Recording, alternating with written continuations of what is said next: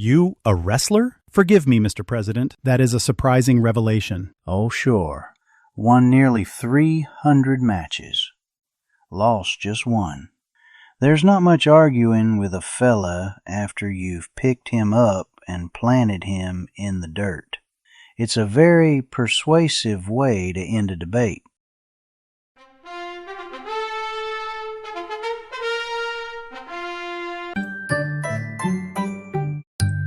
Welcome back to Historical High Chairs. My guest today needs no introduction. He has, for 4 long and difficult years, presided over a nation in turmoil. With the war now at its end, we are honored to be joined by President Abraham Lincoln. Thank you kindly, Doctor.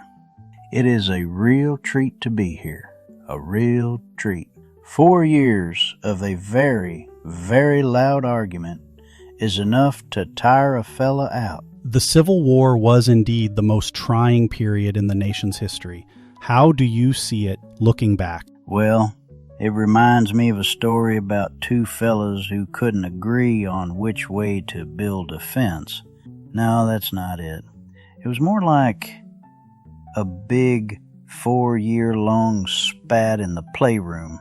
My brother wanted to take all his toys and make his own playroom, and I said, "Now that's not the rule.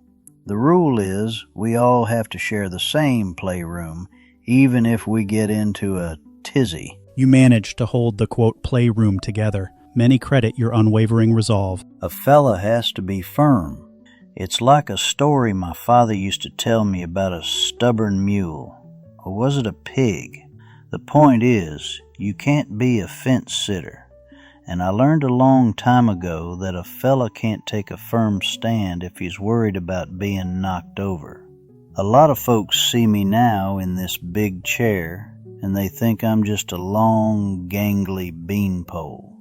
But you know, back in Illinois, I was the wrestling champion of New Salem County. You, a wrestler? Forgive me, Mr. President. That is a surprising revelation. Oh, sure.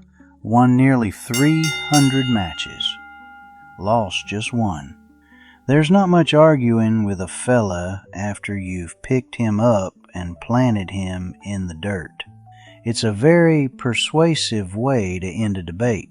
A lot like politics, when you think about it. So your political strength was built on your wrestling career? No, but it taught me that you have to stand your ground.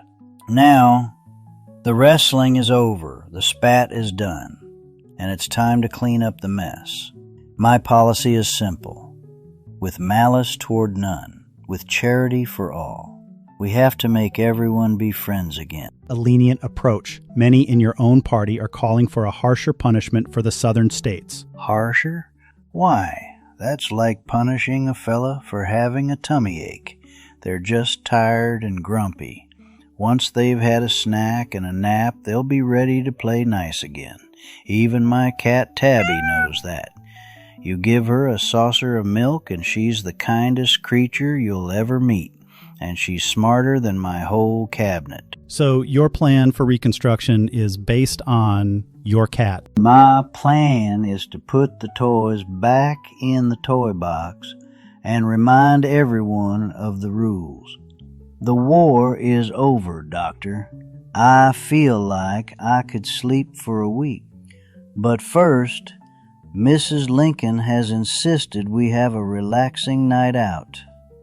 A bit of fun. Your plans for this evening? We're going to the theater. A funny little play, I'm told. Just what I need. A nice, easy, relaxing evening with a good laugh. I'm looking forward to it very much. I see. Well, Mr. President, I hope you enjoy the show.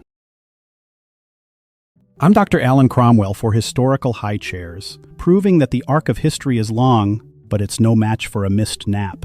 Do subscribe.